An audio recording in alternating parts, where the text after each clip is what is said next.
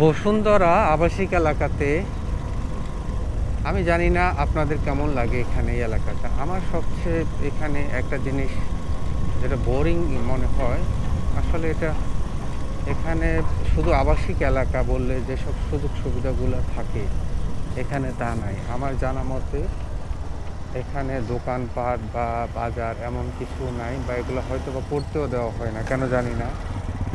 Building করবে কিন্তু দোকানপাট মানুষ করতে দিবে না।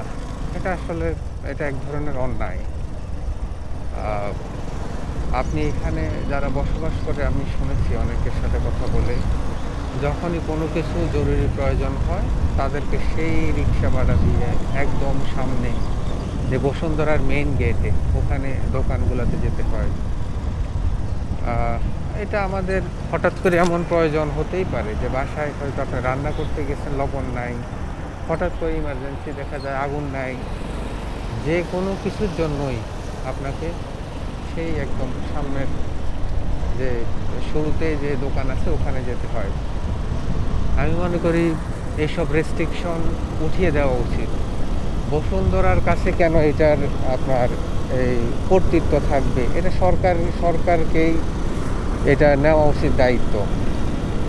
বসুন্ধরার কাজ হলো তারা ফ্ল্যাট সেল করেছে, এতে তাদের সীমাবদ্ধ থাকা উচিত, কিন্তু এখানে পুরো কর্তৃত্ব তাদের উপর। আপনি একটা প্রোডাক্ট নিয়ে আপনি বের হবেন বা ঢুকবেন, এখানে সিকিউরিটি গার্ড থাকে প্রত্যেকটা গেটে গেটে, তাদেরকে জবাবদিহি করতে হয়, আগে অনুমোদন নিতে হয়। এটা তো একদম মানব অধিকার যে মানে বিপক্ষের একটা কাজ। আমার বাসা থেকে আমি জিনিস নিব, কোথায় নিব বা নিব না, এটা কেন আমি অন্য থেকে অনুমতি নেওয়া লাগবে?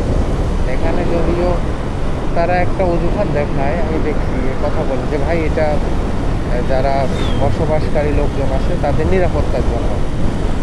আমি মনে করি এটা মোটেও ঠিক না। এটা নিরাপত্তার কি আছে?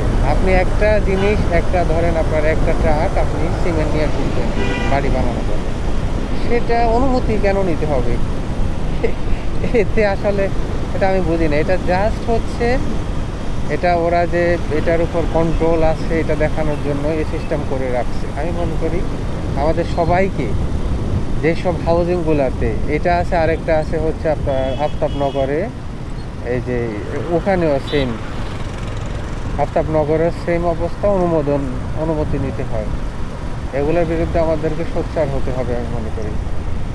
আর দোকানপাট ভিতরে দেওয়া যাবে না, রেসিডেন্সিয়াল লক্ষ লক্ষ মানুষ থাকবে ভিতরে, এটা অনুমতি, এইটা থেকে আমাদেরকে বেরিয়ে আসতে হবে। মানুষ যেখানে থাকবে সেখানে সবই থাকবে। হ্যাঁ, যদি তাহলে সুযোগ সুবিধা না থাকে সেখানে, আর এগুলা হাউজিং করে লাভ কি? আপনাকে 1 কিলোমিটার 2 কিলোমিটার বাইরে যেতে হবে কোনো কিছু যদি আপনার প্রয়োজন হয়।